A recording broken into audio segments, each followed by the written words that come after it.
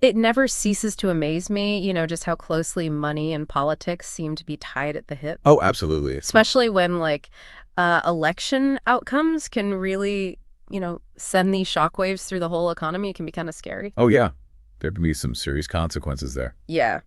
And so today, we're taking a deep dive into this really fascinating analysis. It's about how Wall Street basically, picked a side in the 2024 All elections right. and what's been happening in the economy ever since. It's pretty wild stuff. Yeah, definitely worth exploring.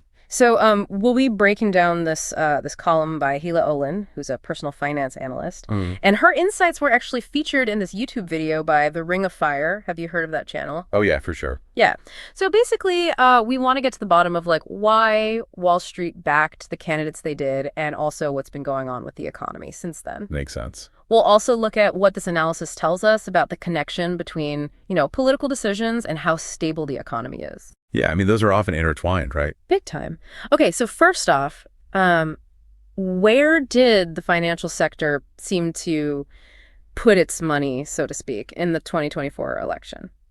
Well, it seems pretty clear that a lot of money and endorsements from Wall Street went to Donald Trump and the Republicans. Oh, interesting. So why do you think that was? What was Olin's take on that? It looks like their main reasons were, well, the usual suspects. They wanted less government regulation. Like deregulation. Exactly. They were also hoping for more tax cuts. Yeah, that tracks with what we often hear from that sector. Right. The Ring of Fire even pointed out that there was this real sense of, I guess you could say, optimism from Wall Street that things would go back to how they used to be. Oh, okay. Less restrictions and all that. Yeah, like they especially wanted to undo some of the regulations from after that 2008 financial crash, like parts of the Dodd-Frank Act. They thought those rules were stifling lending and innovation. Oh, I see. Okay, so then Olin calls Trump this, well, it's kind of provocative. She calls him a chaos monster. Right. It definitely makes you think, especially when we're talking about the economy. So what was her reasoning behind that? Well, the argument is that Trump kind of thrives on unpredictability. Like he makes things chaotic on purpose. Yeah, sort of. The analysis implies that it wasn't just a coincidence. It was a deliberate part of how he does things. Maybe he thought that by being unpredictable, he could get a better deal in negotiations and also shake up the existing systems. But doesn't that seem a little backwards? I mean, I thought financial markets and businesses, they usually like things to be predictable, right? Absolutely. Allin points out that stability is key for these systems. They need clear rules and to be able to sort of see what's coming down the road. They don't like surprises. Right, because huge swings and sudden policy changes and just general instability make everyone nervous. Exactly. So this whole chaos monster label is highlighting how different Trump's style is from what usually makes a financial system work well. Yeah, okay. That makes sense. So Wall Street really wanted those tax cuts and deregulation, huh? Yeah, it seems like it. And Olin actually says that they were so enthusiastic, it was a triumph of hope over experience and evidence. So they might have missed some red flags, maybe.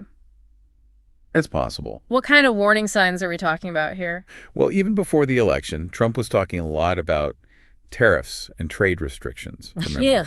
And traditionally, those moves make global trade less stable and can hurt the profits of businesses that do a lot of international trade. Yeah, which are the kind of companies Wall Street invests in. Right. So even though they were excited about deregulation and tax cuts, it's like they downplayed or just straight up ignored these other risks. Wow, that's kind of risky. Definitely. And then what's even wilder is that, according to Olin's analysis, after they get their deregulation and tax cuts, Wall Street actually saw some of the worst economic figures in years. That's right. Seems like it backfired on them. Big time. And the Ring of Fire commentary even suggests that those who were the loudest in their support for Trump and who gave him the most money are now dealing with the worst of the fallout. Oof. So the instability they maybe tried to take advantage of, or at least ignored, is now hurting their own businesses? Yeah, there's definitely a sense of that. And of course, they also point out that the economic problems probably go beyond those who supported Trump, too. Makes sense. Those tariffs, for example, make things more expensive for everyone. Exactly. Okay, so then Olin shares this really interesting statistic. 9 out of the last 10 recessions, including each of the last 5, have started with a Republican in the Oval Office. That's pretty significant when you think about it. Right, wow. And then the person on the Ring of Fire, they said that every recession they've lived through, going back to the 1980s with Reagan has happened under a Republican president. Interesting. They specifically mention H.W. Bush, W. Bush, and Trump. And possibly even 2 recessions under Reagan, they said. Yeah. So basically, they're connecting the dots between Republican presidents and economic instability. That's what it sounds like. It's an interesting connection to make, but it's super important to remember that just because 2 things happen around the same time, it doesn't mean one caused the other. Right. Correlation doesn't equal causation. Exactly. So while this trend is definitely worth thinking about, there could be other factors involved, in the economy or even globally that contributed to those recessions. Right. But it does make you wonder if there are certain economic approaches or policies that Republicans tend to favor that might unintentionally, create conditions for recessions to happen. Yeah, that's a good point. It could be anything from their views on government spending to how they regulate industries or how they respond to economic crises. It's definitely a complex issue that deserves more in-depth analysis. For sure. Okay, so lastly, Olin talks about this idea that a lot of wealthy folks, like in finance and tech, they think they're being treated unfairly. That's interesting. Yeah, and this is even though economic inequality has been increasing, so they're doing pretty well overall. Yeah, but it's like they were worried about being victims, even while their wealth was growing. Yeah, Olin says they were criticizing the Biden administration and freaking out about regulations and tax hikes, even though those tax increases apparently never happened. So like a disconnect between what they were experiencing, which was more wealth, and this fear that they were going to lose it all. Right, exactly.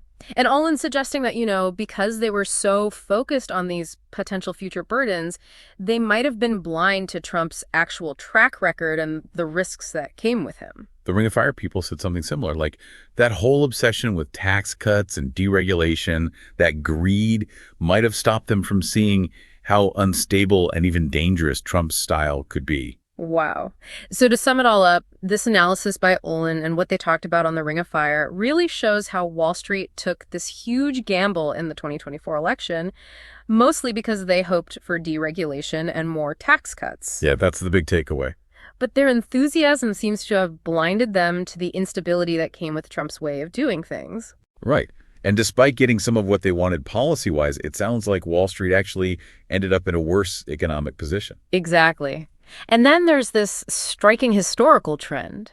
9 out of the last 10 recessions started when a Republican was president. That's definitely food for thought. Definitely. And it makes you think about how perceptions of being a victim and even greed can sometimes overshadow a clear understanding of risk and what's actually good for the economy in the long run.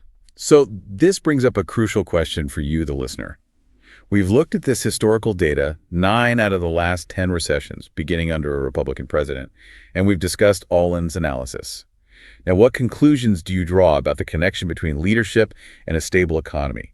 Remember, we're not pointing fingers here. We're trying to see if there are any patterns and figure out what might lead to economic growth or, conversely, economic downturn. This is definitely something to think about and maybe even do some more research on. The relationship between political choices and how the economy performs is fascinating and complex. Yeah, for sure. It's definitely worth pondering. Excellent.